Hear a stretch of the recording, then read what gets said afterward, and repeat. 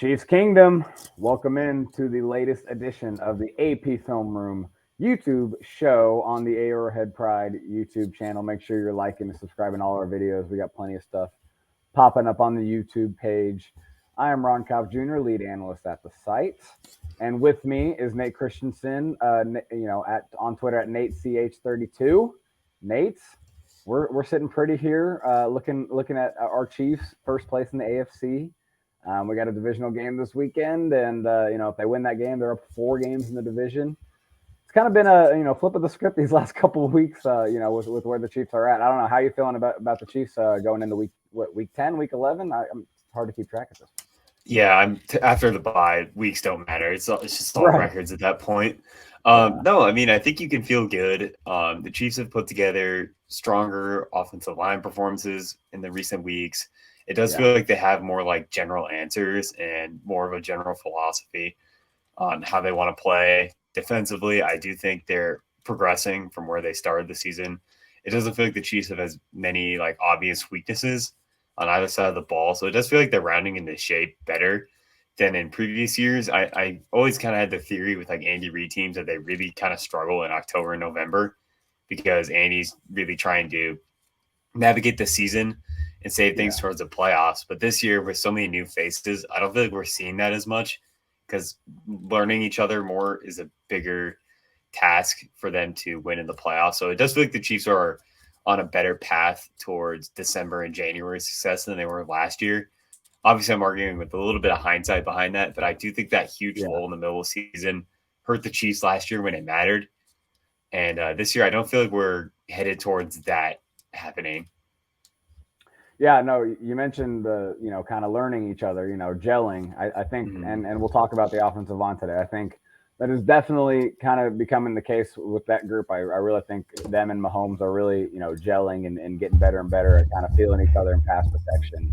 And that goes for the rest of the team too, learning each other. I mean, think about the receiving core, Tony is getting more and more involved. I mean, and they're going to have to get more and more involved with these injuries that we're seeing. McCole Hardman's still out of practice today. We're recording this on Wednesday morning, but we'll see about all that. That's the future. We want to talk. We want to review. This is a review show. We love looking back and seeing how the Chiefs played in their previous game, and it was a good one on Sunday. This past Sunday, they beat the Jaguars 27-17. Kind of a smooth sailing performance for the offense a little bit, and the defense definitely helped by kind of negating that onside kick and negating the turnovers that the Chiefs did give away. But we're going to talk offense today, Nate. We're talking mostly offense. We got a little defense talk in the back end, but I mentioned smooth sailing offense. We saw a lot of big plays, touchdowns. That's where I'll hand it to you. Tell us about how the Chiefs offense played on Sunday. Yeah, so typically in like the Patrick Mahomes, Andy Reid era, one of like the resounding takeaways for like most Chief fans, I feel like is like, well, we performed well on offense, but if like 2 things went our way, we could have put up 45. Like if 2 plays go our way in some area, it didn't feel that way Sunday. I know they only put up 27 points, but the offense was pretty much clean all day, besides one Isaiah Pacheco fumble in the red zone. Even like the interception Pat threw at the end was like on a 3rd and 10, like when they're up like 17 points. Like that's not really like an affect the game in any way. But besides that, the Chiefs, like they kept Pat clean all day. He was hardly hit. They didn't have like hardly any negative plays, any negative penalties.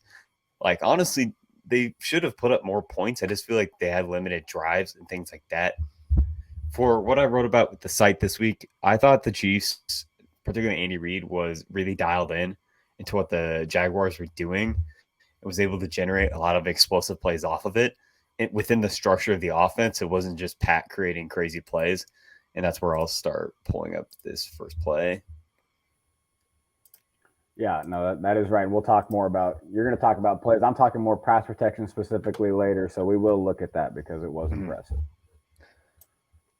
Okay, so this play was on the first drive of the game.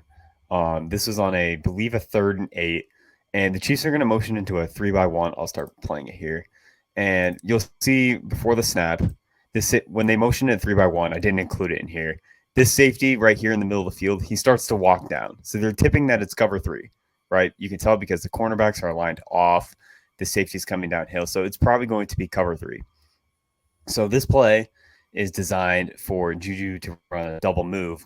And I like the design of this play because it holds different players. So Justin Watson here, he's in the number 3 wide receiver position. He's going to run the deep over, which is going to hold this middle of the field safety because he has to obviously defend the middle of the field. MVS is going to run the clear on the bottom, just a straight go route, which is going to hold this corner. And what the Chiefs are doing is they're really attacking this number 2 defender right here, who's responsible for the curl flat in cover 3. And they're going to attack him with putting another vertical to this side where this defender's already cleared out. And the slot defender, I'll start playing here. He's not wrong. Like, he's doing his job in the curl flat. He's not supposed to cover 20 yards of space. But the Chiefs, they put that defender in conflict because there is no help behind him to defend that route.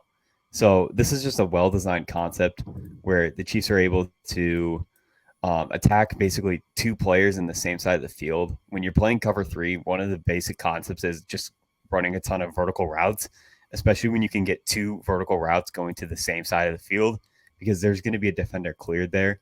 So from a concept sense, this works because the motion, it tips that it's cover 3. So from a read sense, the read is to go to Juju on this double move, and it plays out well, but just little identifiers like that help Mahomes decide when to throw this ball. And I do want to talk about the protection here because I think the protection here is outstanding and the way the protection is designed. So if you're looking at this from like the quarterback center sense, they have 6 guys kind of walked up on the line of scrimmage. But what makes this kind of difficult to decide how to block is you're going to have these 3 defenders right here in like an overload front. And that's going to be difficult. It's like, okay, we have to slide to these 3 guys because they're wide. These 2 guys or whoever, they could run some type of stunt or game. And this inside, your Creed's right shoulder would be exposed. Like he would have trouble, like a guy could loop around and come right into the backfield. So the Chiefs are going to have Trey Smith slide there just in case someone comes across Creed's inside shoulder. They need some help on the inside. So then Creed can also help Tooney or Tooney can help Brown. Well, that would make it look difficult with this 3/2. But again, this motion identifier with 23 or one of these linebackers, I can't remember who, honestly, one of them going to drop. And because they're tipping that it's cover 3, there has to be somebody dropping. Otherwise, there is no like middle of the field defender. Mahomes is just going to throw that little over out and it's just going to go for a huge gain. And there's no underneath defender. So one of these guys is going to drop. I'll let it play out now. What I'm really impressed by was how Andrew Wiley and Jerick McKinnon pick up this stunt on the backside. They're responsible for those 2 guys. McKinnon's able to pick up Javon Walker, who's, a 270-pound defensive end who's a freak athlete. They pick up this stunt beautifully. Mahomes is, technically flushed, but the protection here is perfect. They're able to pick up everything on this wide side of the field. It's completely shut off. And with those 2 guys able to man the backside, this protection is like perfect. Mahomes could have actually just stood there and still thrown that pass.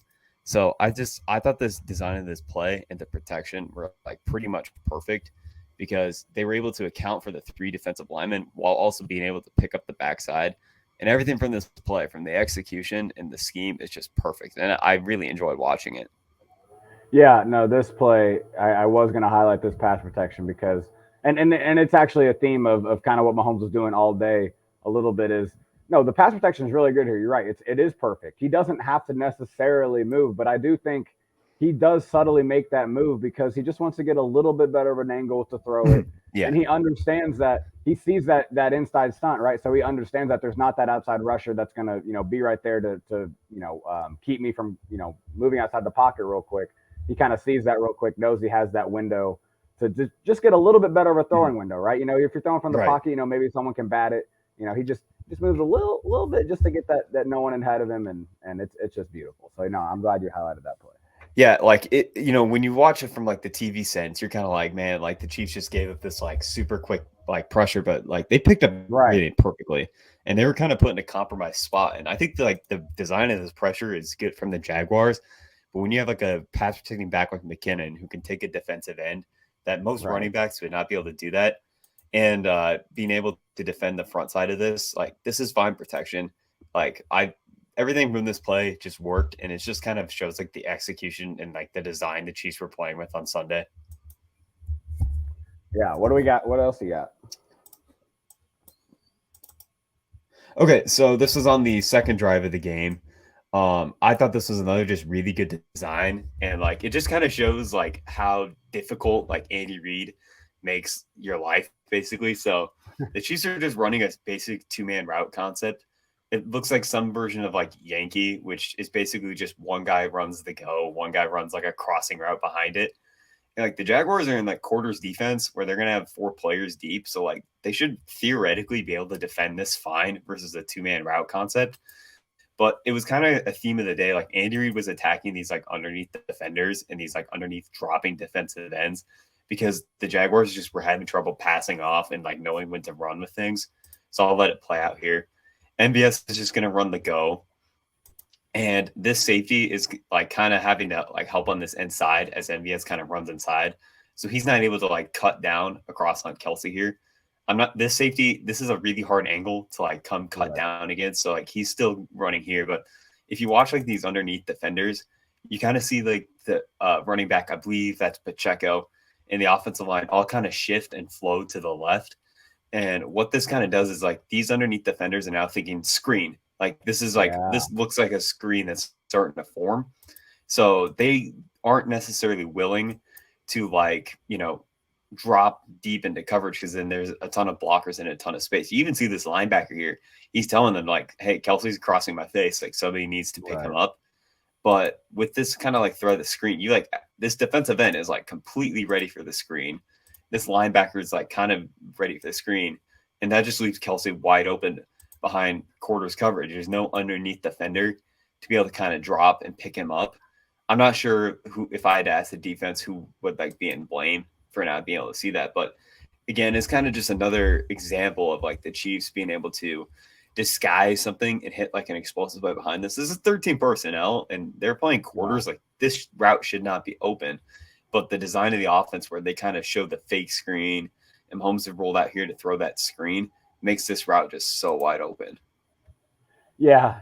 No, it is a 2-man route. There's 2 people in route. And I mean, I know he can check down and that's the thing. That's that, you know, I like the, you pointing out that screen, you know, flow, right. To make the defense think it, but if the 2 routes are, you know, if everyone drops and the 2 routes are really clouded downfield, yeah, he can check it down there and there is open space for him to work, you know, so it is kind of work out that way where he has multiple options. And yeah, I definitely like this play and the Jag. Yeah. I mean, 3-4, you know, defenders and, you know, the secondary went with MBS on that. And that's what he does. He's a deep threat. He you know, he threatens people deep and, you know, Andy Reid definitely knows how to, you know, he's been using that correctly lately, it seems like. So, no, you're right. The explosive plays were a big part of the game, kind of just paced the game. But I really feel like, and here's where it's just kind of funny. You know, Mahomes had a great game this game, right? I think he did. I think he had a great performance. I know he had the interception.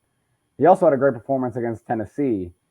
And they're pretty similarly, you know, good performances in terms of pass, you know, or pocket management, I should say, and just making big plays, you know, at important times. But one of them was like a scratch, you know, claw your way to victory and overtime win, and another was a smooth sailing win. And I think the main difference was the impact of the run game. We finally saw some life from the run game. They finally did something impactful. Obviously, Pacheco has the fumble on the opening drive, but this is where it's awesome. On the very next play, we go right back to him on the outside zone shotgun runs that Andy Reid loves to call and can drive us crazy at times, but Pacheco really seemed improved in how he runs these, and it was very obvious to me. And what it is linebacker manipulation. That's all outside zone is a lot of times, is just manipulating the linebackers and getting them to commit to a gap that is going to kind of take him out of the play, and that's exactly what he does here. So, and it's easier when Trey and Wiley, you know, set the tone at the front of it and kind of give him that space to work, right? You know, sometimes when it's so clouded at the front of these runs, you know, there's not a lot of room for Pacheco or the running backs to work or cut and kind of see where the lanes are opening up. But the offensive line was blocking really well. So that's the first part of this for sure. But I want to show you here. So Pacheco threatens, you know, he threatens outside, then he cuts up to this A gap, right? Backside A gap. 33 is waiting for him. He's there. He's thinking, okay, I got this, right? You know, I got this tackle here. Well, what that does, what Pacheco, you know, cutting up field real quick, that actually gives Creed the amount of time to leverage to get on his outside shoulder, right? And he's reading that. Pacheco is setting Creed up there with that block by threatening the A gap real quick, getting 33 to commit inside, and then look at Creed just wash him out and take him out of the play. And Pacheco's got 13 yards on this. And the other thing I like about it too is, and he shows it on both of these runs that I'm about to show, is he gets hash number sideline as soon as he gets to that second level. That's what you're taught as a running back, right? You speed cut, but once you get to that second level, get to the outside, get to the sideline, and try to get upfield as much as possible, get as many yards as possible. And that's exactly what he does. He does it really well here. And so yeah, I do think he helps. You see number 2, actually I'll try to, number 2 at the very beginning, he comes out on the edge. Pacheco staying flat right at first, not getting, not coming to the line of scrimmage too quick. That actually allows, that sets up number 2 to be on the edge over here, kind of take himself out of the play and give Pacheco more space to work. So the run blocking has been good, but I really think Pacheco made them a lot better with his ability and on these run plays. And here's another example of this. Is actually just a few plays later on the same drive. And he does a similar thing with 23 here on the backside, right? So he's going to threaten backside A-gap, right? It looks like there's such a huge hole. Oh, why wouldn't you just, cut back and run into that? Well, he's setting it all up. So he's helping Creed once again, and it's not as perfect this time, but he helps Creed once again by getting him a little bit of that leverage to get to the second level. But what he really does here, which is awesome, is he helps Trey Smith out. You see Trey at the front of this. 94 gets him pretty good. He shucks him and gets in Pacheco's, vision, but Pacheco runs right at him and then just cuts off it, right? And allows and watch Trey after he's able to recover. He blows him up because Pacheco set him up to get back in good leverage, and he does the same thing with Noah Gray too. On the end here, you see Devin Lloyd. Think, hey, I'm going to hit him right here in this gap. And Pacheco gets hash number sideline, right? And gets hash number sideline and gets the most out of this play. So Pacheco's running was definitely, it was improved to me. It looked a lot better. I know the run blocking was better too, but it's just another, hard run off outside zone. Not as much as the manipulating linebacker stuff, but just hard running. I mean, I was definitely impressed with Pacheco. While I pull up the next clip, Nate, how did you feel the run game looked on Sunday, and just Pacheco maybe in general? Yeah, and in those clips you kind of notice like he's beating that backside linebacker to the hole. And that's kind of been an issue with like the Chiefs this year. Is like these backside linebackers are getting like these late fills because like these running backs are just like stopping in the hole and not like making a decision. So when you're making like, yes, the blocking was good, but when you're making quick decisions and setting that guy up, it's harder because that backside linebacker is responsible basically for tackling the running back. He's like that backside fit. So as a running back, you have to kind of beat him to your spot. And he was doing that this week better than he has any other week. So I was definitely encouraged to see that. Yeah, no, and that's a great point you mentioned. You get in the nitty-gritty, right? We get a lot of 6-man boxes against the Chiefs because you're going to have 2 linebackers, 4 defensive linemen. Well, you have 5 offensive linemen blocking that outside zone, right? So yeah, you're right. The backside linebacker is always, to an extent, free to make this play, and the running back has to be the one to make him miss or make him not get there in time. And you're, exactly, that's why me and you were on the Out of Structure podcast last week. Kind of said, hey, the running backs. We rank them as maybe the number one reason why the run game isn't as impactful. Well, I don't think it's a coincidence that we saw, a good game from Pacheco and all of a sudden it was a lot better. I don't think the run blocking was just that much better this game, but we are talking pass protection too. And this clip is really just to show and really just to point out, and it's an advantage that I think I don't really think about, as sometimes, but the interior offensive line just absolutely stalemated the Jaguars' early down defensive tackles, right? Guys that are not these pass rushing types. We talk about like the Chiefs with like a Derek Nottie, where he's not a pass rusher. He's in on those early downs, run defense. That's the Jaguars' defensive tackles. They weren't very impactful, pass rushing, and the Chiefs' interior offensive line completely just stalemated them. And I guess the point here is just, I think that's one thing with early down passing we don't consider enough is that you don't have the defense's best pass rush package on the field. And when that means more run stuffing defensive tackles, this interior offensive line is just going to completely swallow them up. They're not going to let them do much at all. If it's not, a Chris Jones or an Aaron Donald type, if it's, again, just these kind of standard run stuffing D tackles. And the other part of that too, is it makes life easier on the offensive tackles, because someone like here, you see Trey help Andrew Wiley on this last play. It's what it allows you to do. Creed and one of the guards can take the 2 guys, and the other guard that's free can help the offensive tackle when they're blocking that well. So this was just one way to show that the early down pass protection was really, really good. But the main thing here is to talk about the third down pass protection, and you already showed one clip of it, which I was impressed with Jerick McKinnon picking that up, right? But I do think throughout the game, the Jaguars like to put 4 defensive ends on the field in their third down pass rush packages, right? They have their Josh Allen and Trayvon Walker on the edges like usual, but then they bring in their reserve DNs, Arden Key and Dwayne Smoot as those interior rushers. So as an offensive line, you're having to deal with 4 athletic edge rushers coming at you, and I do think that's where when you see some of the leaks that they did have in pass protection, like here, maybe you see that Walker, maybe beats Wiley a little bit to Mahomes and flushes him out.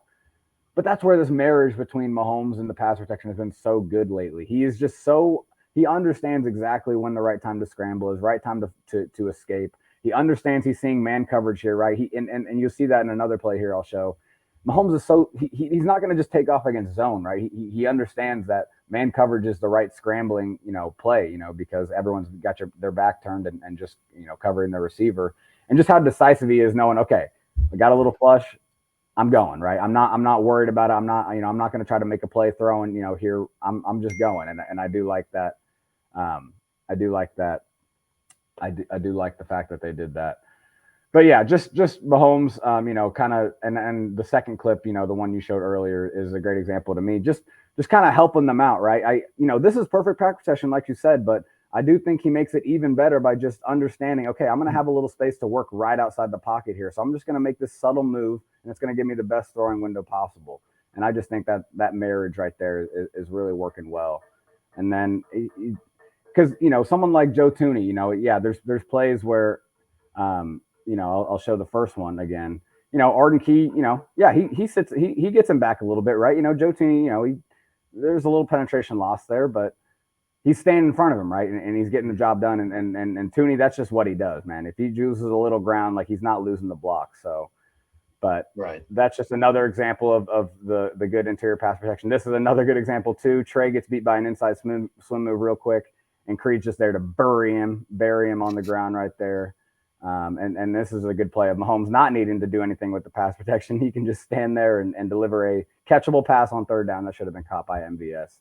And then here's just another example of Joe Thuney. Yeah, maybe giving up a little penetration to Arden Key, right? But Mahomes just makes it not matter. Mahomes just scrambles out, and again, it's man coverage. He knows that, and so he's just going for a first down.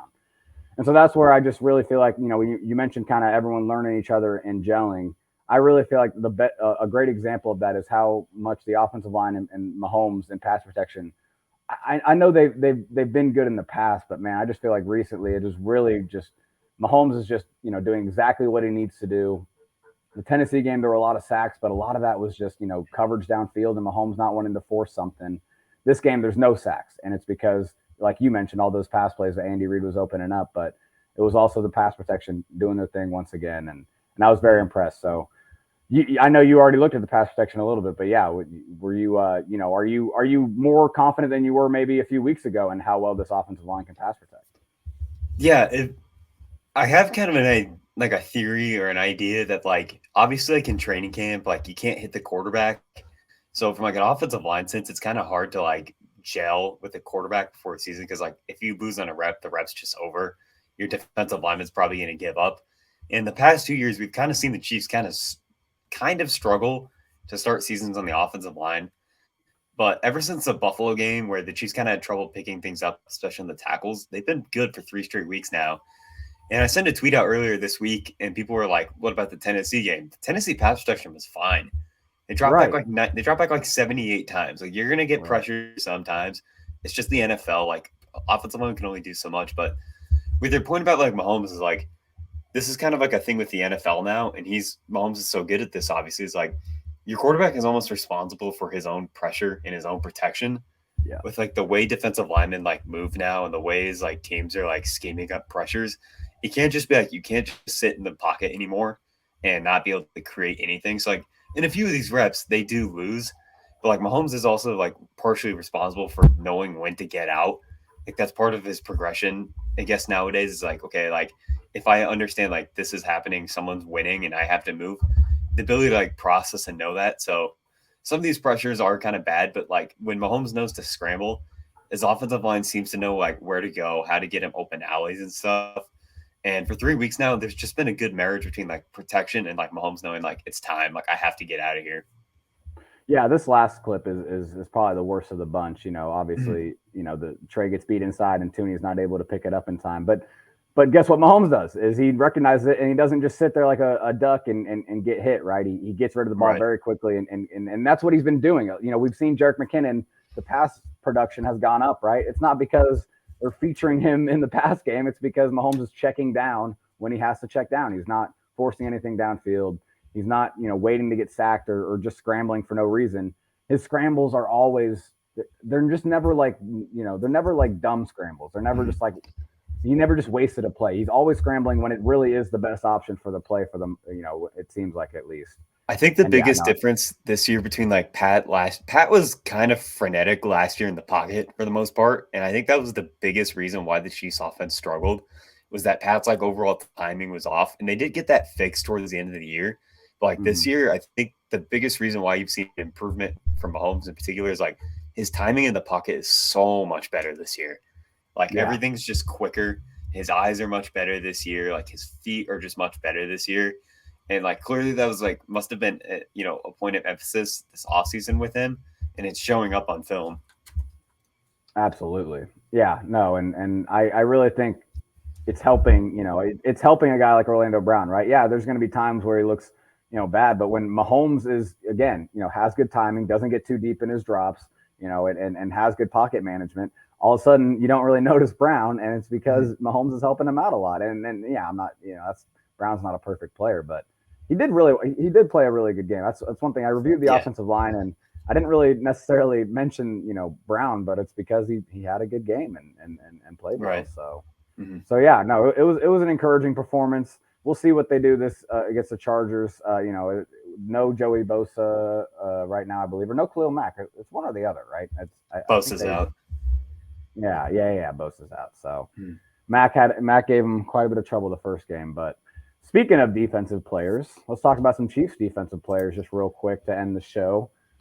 Because the Chiefs defense, I mean, that they really were the reason the Chiefs offense was able to kind of play without much pressure on them because they held the Jaguars to no points until the very last minute of the first half and yeah, they did some good things. So tell us what you saw from the defense.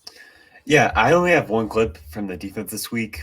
Just kind of give a quick summary. I thought it was a solid performance. I thought the Jaguars weren't really able to get anything easy. Doug Peterson had a good few like change-ups, like tendencies and stuff, but nothing was super easy. I thought the Chiefs were pretty sound schematically. I wanted to point something out, though. Like, Chris Jones obviously is playing incredible football this year. This is arguably his best season ever, at the very least since 2018. And obviously part of it is just he's playing great football. But one thing I'm kind of like thinking about now is like he and Carlos Dunlap, who's the defensive end next to him here, they seem to have really good like synergy as pass rushers against each other. And one thing I've like noticed is like Carlos Dunlap is winning around the corner a lot more than any defensive end the Chiefs have had, and since probably Justin Houston or D Ford. And I think that's one big reason why Chris Jones is winning more is because now he has more two-way goes as a pass rusher, and by a two-way go, like he can win inside or on the outside shoulder, which is more difficult. If this is say like Alex Okafor next to him, Alex Okafor is going to probably rush with power and not gain a lot of movement. So Jones isn't able to like try and turn up field and go around the corner. So like a guard isn't having to worry about that as much. Well, if Dunlap's winning around the corner now, a quarterback obviously can't escape the scramble, but it's also giving Jones more room to rush the pocket. Even like Carl Loftus here on the backside is going to come kind of inside with kind of a power, like a rip move inside. Part of it's coaching. I think some of it's personnel.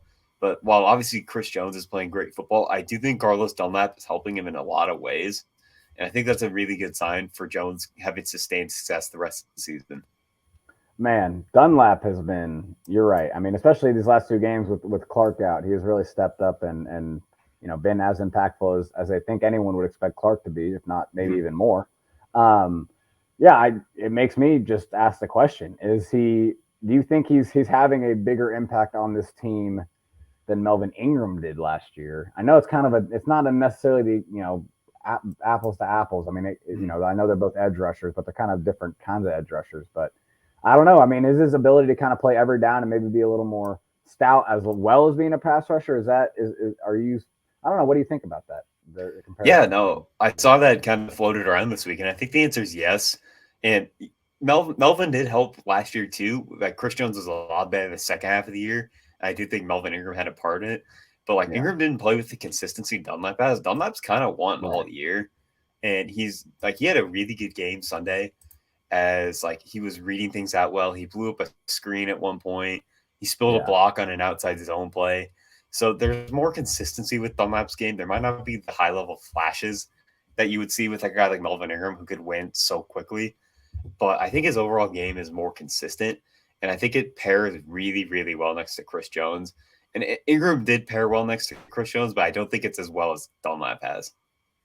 yeah. The consistency part, I agree with. I think Melvin Ingram was definitely a little more of a highlight reel, flashy kind of player Mm-hmm. than we all kind of maybe remember. And fair enough, you remember the highlights and you have a good memory of them. Mm-hmm.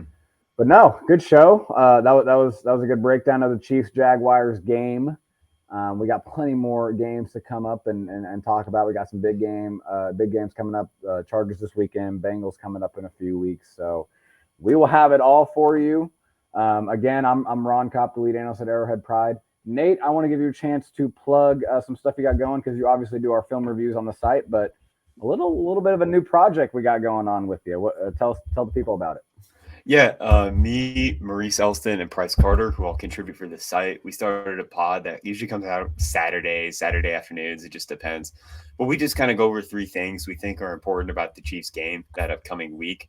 We're testing it out. We're seeing what works, but that's a good, if you're, driving to the game or you have nothing to do the morning before game, it's a good thing to listen to just to kind of get some ideas on what happens in the game. Because a lot of things we talked about last week did show up. We talked about like what could the Chiefs do in pass protection, how could they affect Trevor Lawrence, or like how can they stop Travis Etienne. So yeah, give it a listen. Let us know what you think, and let us know what you think are big important parts to the game the next week.